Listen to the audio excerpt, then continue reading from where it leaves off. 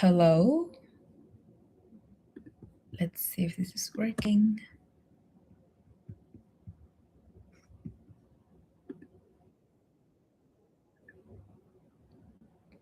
Okay, I think this is working.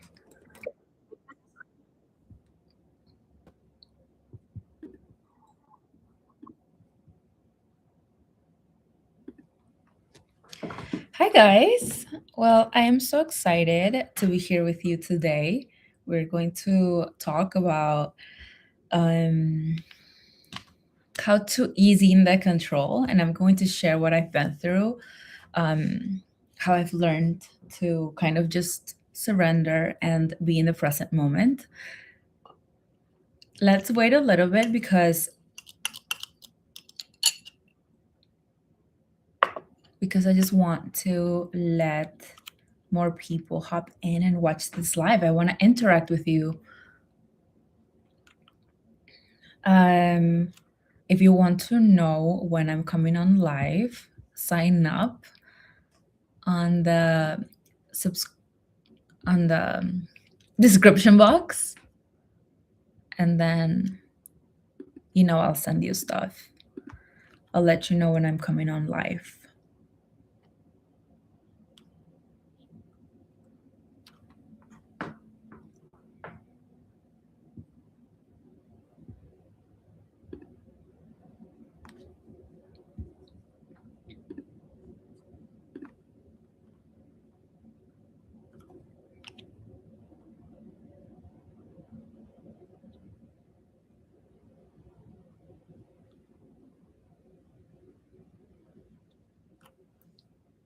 All right. So it's been a while since I've done a live on my webcam. I usually do it on my phone, so I just thought, let's try out this setup. Um, Releasing control and tired that nothing works. Trust me, I've been there. So I'm going to share with you a little bit what I've been through and how I've been able to handle it. So I went to a private Catholic school back in Peru. My mom came to the United States because she and my father separated, they got a divorce, and she was like, I need to make something of myself. So she went on and traveled to New York City, where me and my brother then met her there with my grandmother. Um, we were brought up from childhood until like about 10 years.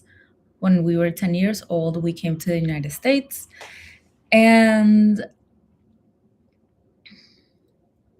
I was excited. I was excited because then my entire childhood was just like very fun and very, I feel like, action oriented, very like, let's play, let's do something. I think like every child wants to do that. So then we got here. I shared with you a little bit that I was born in I went to a private Catholic school, but my grandmother was from another religion. This wasn't very accepted on for some of other family members. So when I shared that I was going to her church with my brother, one of my aunts reacted and said that that wasn't a real church. I've always been this type of like truth seeker. I've always been questioning the deeper meanings of life. I've always wanted to know more than if you tell me a rule, like tell me why I have to do this thing. So I never really understood. Now that I'm an adult, I never really understood where she was coming from. I guess if you're not able to share in a calm perspective, the like if you're not able to communicate your reason of your rule, or you're telling me that this is wrong, tell me why you're saying that this is wrong. At the end of the day, all religions are essentially um, separating the right from the good. Essentially, they're all sharing some kind of truth. Now that I'm an adult, I consider myself a spiritual person. Um, and yeah, so fast forward to New York City life. I went to fashion school, and I went to fashion school, which I loved. But then a failure kind of, I had, after fashion school, I was essentially just getting my associates there. And after that, I wanted to go to London and continue in my fashion studies. I've always wanted to like create something bigger than me. I've always had this desire of like healing the world, or better yet, like solve a problem that wasn't just about me. So back then it was everything had to do with confidence. Everything um, had to do with making. I had a brand. Anyway, wait. I'm getting too excited and I'm forgetting things that are important. So I went to fashion school, and then when you graduate from this fashion school in New York City, like they give you an opportunity to get into the Mercedes-Benz fashion show in Fashion Week in New York City, which is huge. So my fear of public, I wasn't able to explain what my collection was about. So had created this beautiful headpieces, and I had created this beautiful headpieces and like this rare dresses and tops that came out. Like this is not, this is like, the fashion shows are not for consumption, but it's more about art, more about like why do you want the, like, what's the deeper meaning about fashion, you know? So when I wasn't able to explain my inspiration behind what my collection was, everyone of the judges was like, well, your collection is very good, but if you're gonna have like few people asking what your collection is, you're gonna have to um talk and just share your point of view. So the results came out. It was a list, and they put it in like in this board. So I went up and I was not on this list. I couldn't stop crying. I was just like, I was preparing for this huge break when I graduated, and essentially I didn't get accepted. So maybe you're gonna be able to hear me better if I connect this. I think so. Maybe. Hello. Ah, we're just gonna continue without the headphones, and then you let me know if I'm not like loud enough. You have to let me know in the comments if you are not able to hear me. So what happened? The results came out in the board, and my name was not there. I was devastated. I was just like, what is going on? Why am I not there? And one of the judges of this fashion show was my teacher. So I went up to him and I was like, why wasn't I accepted? Like, I had the best designs. And you know, in fashion, I think in every business, you this fashion show is kind of like a publicity and a marketing thing to like show your best students and what they're able to create while when they graduate, right? So if I'm not a good example as a student, if I'm not able to express myself in my collection, like that is not good. That does not look good for them. So essentially my teacher told me that the reason why I didn't get accepted was because I wasn't able to share my point of view, which is insane now that I come to terms with it. But I've never been really good with public speaking, and now um just like coming on live streams and sharing my point of view is so important. It's so important because everybody has a different point of view. Anyway, I'm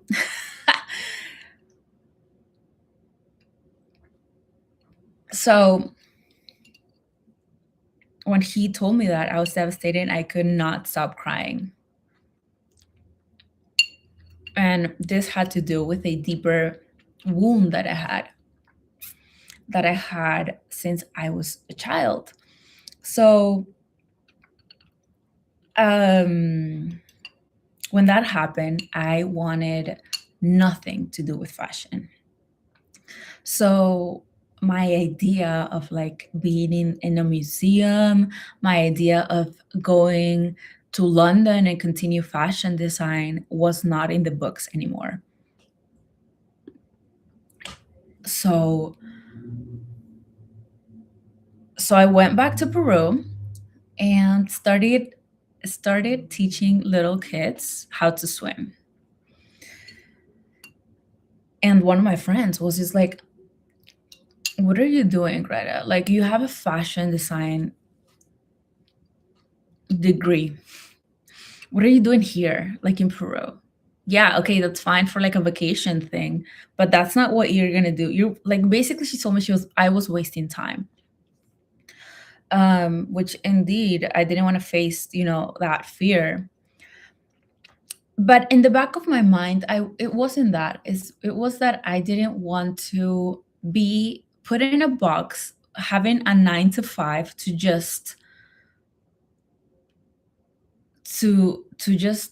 not be able to share my creativity. So what happened? I started like this reasoning on wanting something bigger than myself. I was like, I need to create something that's going to make women feel confident in their own skin. Because back then, this was like what, 10 years ago. Everything that you see about inclusivity was not the case back then. So I was all about making women feel comfortable in their own skin. So I created this um, swimwear line. Since I loved the beach, I love the pool. Like water has created such a big impact in my life. Whenever I'm in the pool, or whenever I take a shower, or whenever I'm in the beach, it's such a release for me that I'm like I'm held by the water. So I created this fashion line, and and I was what happened, right? I was in New York, and then I created this fashion swimwear. And before I created this swimwear line, I actually created a like this acrylic bags. I didn't have a good enough foundation within myself to go all in. What do I mean by this? I needed an investor, and I needed a distribution system to create this um, business. So then I went back to New York, started working, and I went to interviews that people told me, if I hired you, you're not going to be happy. Why? Because you're a creative person and this is not a creative job. So, and none of like most of fashion schools, most of fashion jobs are not that creative when it comes to art. Like most of the fashion houses, the couture fashion houses, are not in New York. New York is more commercial. So I was just like, what do I do? So I was in a party with one of my family friends, like family member, not family members, but it was a family friend. So I was sharing this, right, this idea that I had, and he was just like, "What do you need?" I'm just like, money." He was like, "How much? How much money?" So basically, he told me he gave it to me. He gave it to me. I created a business plan, and within that week, I had the $10,000 that he was willing to invest in this swimwear line, right? So I created this swimwear line, and like I loved it. I was able to create, like, continue my creativity. I was able to empower women in some way. My entire brand marketing was all about making women feel comfortable in their own skin. So,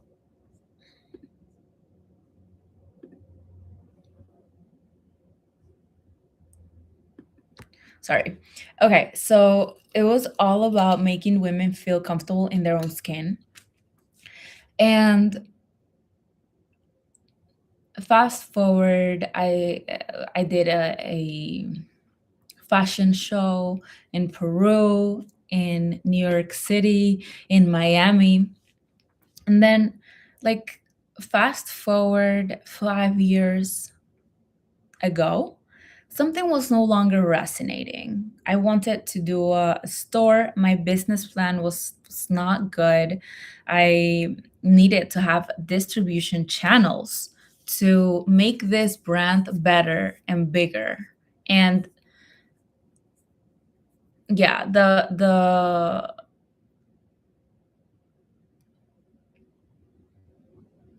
so I didn't have like a distribution plan when it came to the bathing suits. And then something inside of me was telling me this was not the route. My entire marketing thing was all about making women feel uncomfortable in their own skin. But somewhere along the lines, like, I love being feminine, I love being a woman, I love being a diva and everything that has to do with that. But I don't want to exploit that, right? Like, I just want to be me and not have to put a label on that. Like, yeah. So since something was no longer resonating, like, I went into a deep dive on what confident was. Like, meanwhile, every all of this was happening. I was basically a boss woman, but I wasn't attracting the right type of men. And when when I turned 25, I got into a relationship after 5 years of being alone. Oh, something I skipped is that I got my heart broken and I got cheated on when I was only 18. So that happened, the swimwear, my school, failure, success. But that wasn't enough, right? So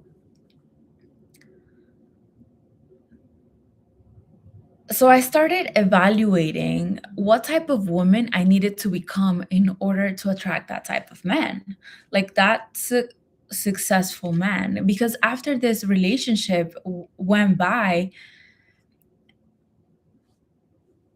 I always say, sorry, I always say that you attract who you are. And back then, I was unconscious, or you can also call it like I was asleep, right? What do I mean by sleep? Well, um, I didn't take care of myself the way that I take care of myself now. So it was very control. I was very controlling. I wanted to get my way. I you like some people might call it, oh, you just matured, but it's not being mature, because some people do not know how to release feelings and like forgive the other person. Like some people just resent other people forever, and I didn't want that to happen. So I noticed that I had a wound with the betrayal that I had in the past, and I had not healed, right? So what happened? I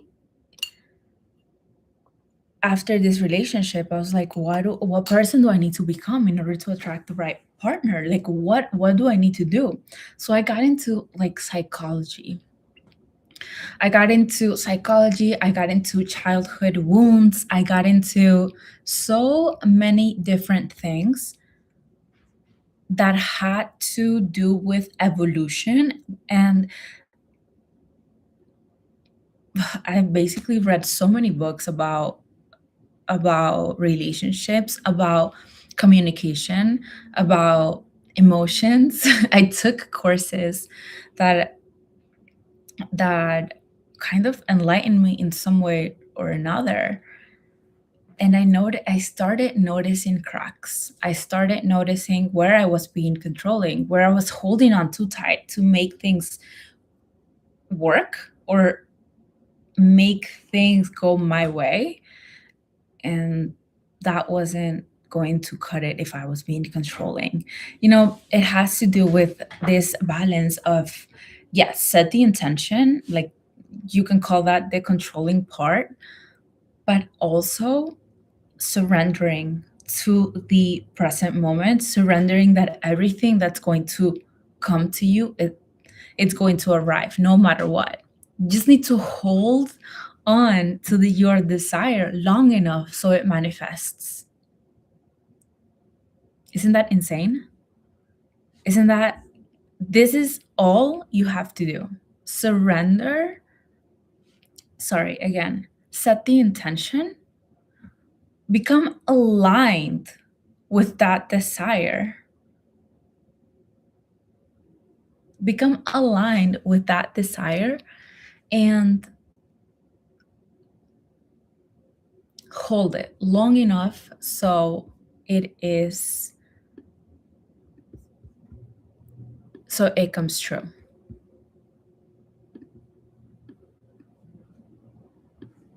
Sorry. Okay.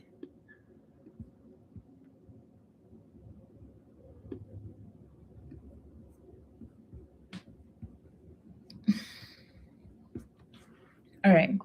So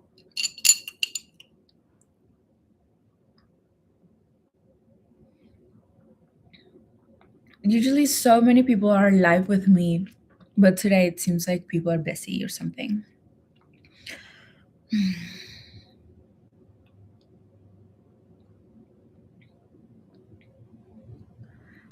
Anyway, so I figured out what I needed to do in order to attract the right man.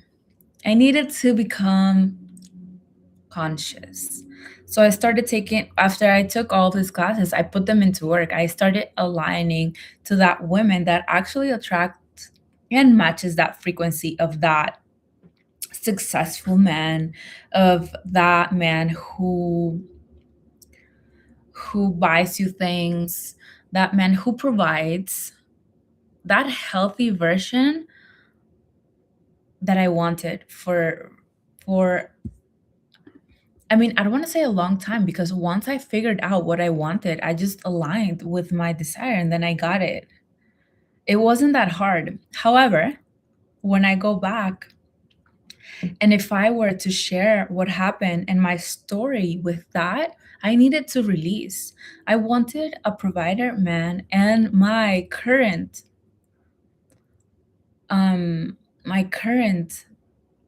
fiance, if I shared with you that story, it would change so much. My current fiance was not in that place yet. So what did I do? Instead of me controlling so tightly what he does, was he going to provide? I left. I left to Peru once again because I needed to create a structure for what I wanted, for the type of life that I wanted.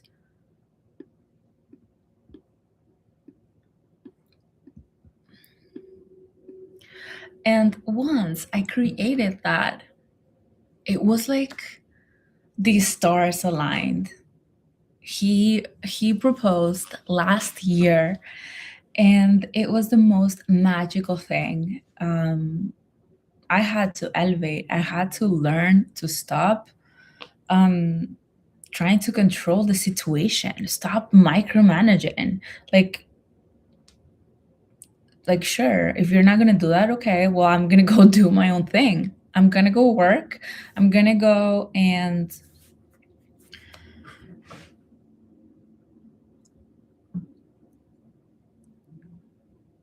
attract that type of aligned partner. Let me tell you, back then I was rotational dating, and I had met successful men. I had met um, very high achieving people.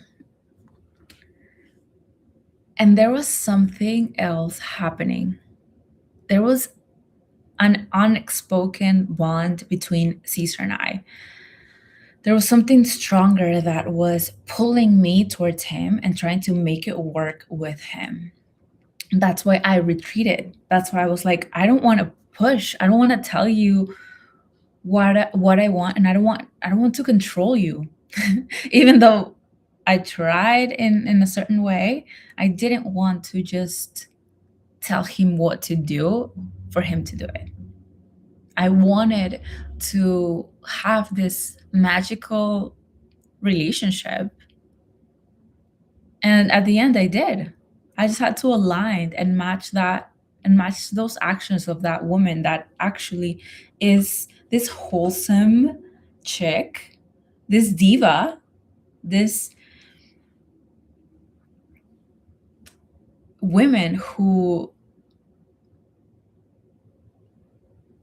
doesn't take no for an answer. But that, I don't think that's the correct way to put it. The correct way to put it is just like to hold the intention of your desire and hold it long enough until it comes true.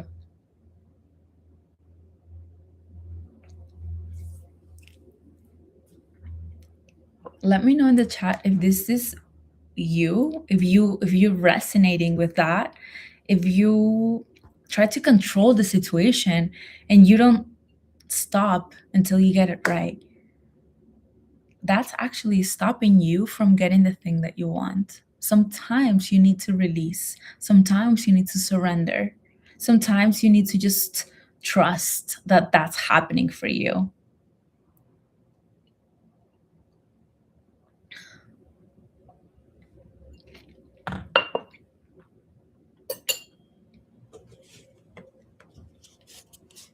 Yep.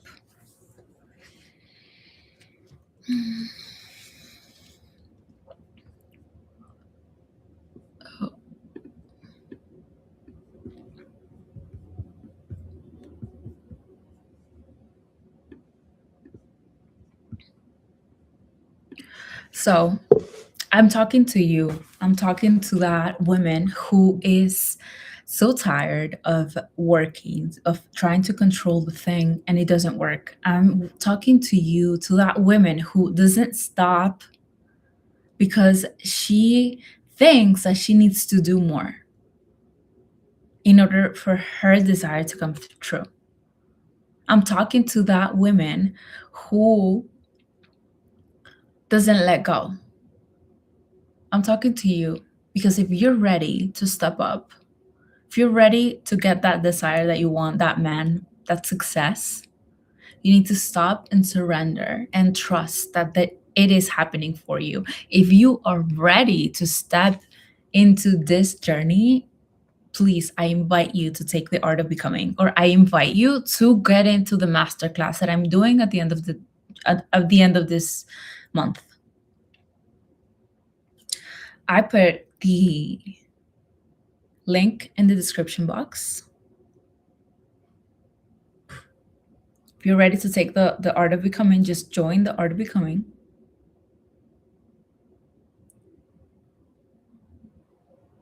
Or if you are ready to join the masterclass, join the link down below. I love you guys so much. This has been so nourishing. Thank you. Thank you for coming live with me today. It has been amazing. It has been very good, very nourishing. And before I leave, I want to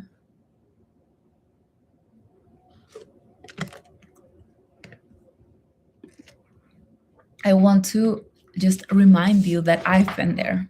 I was that woman who was so tired of working, who was so tired of doing so much that I didn't feel good to rest because I was afraid. I was that woman who held on to control too tight. But once I let go, once I started to trust, the desire came true. Once I acted aligned, the desire came true.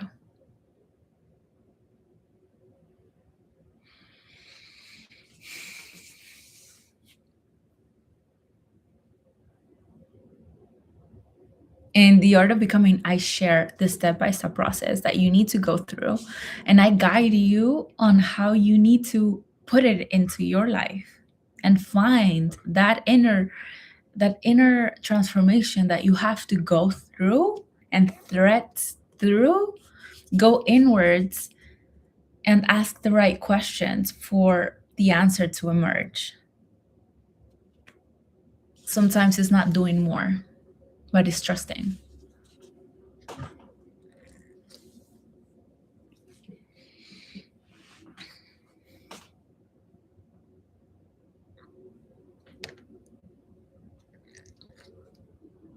Let me know if you have any questions. I would love to answer them now. Thank you so much for being live with me. It really means a lot.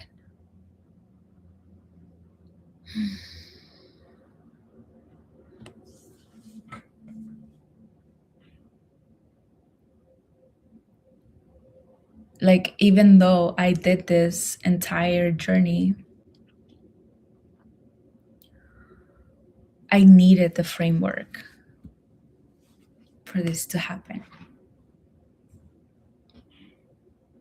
What I teach in the art of becoming, is everything that I learned and that I was able to put in words and share, because I've been holding on to this information so tightly. I've been holding on to this information that I needed to share, because I was just like, how come people do not know this? How come people need this?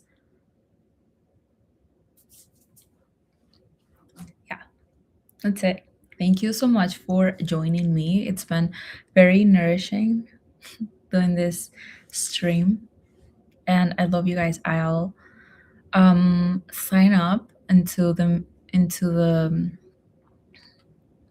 MailChimp down below, so I let you know when I'm live next. Bye. Love you guys.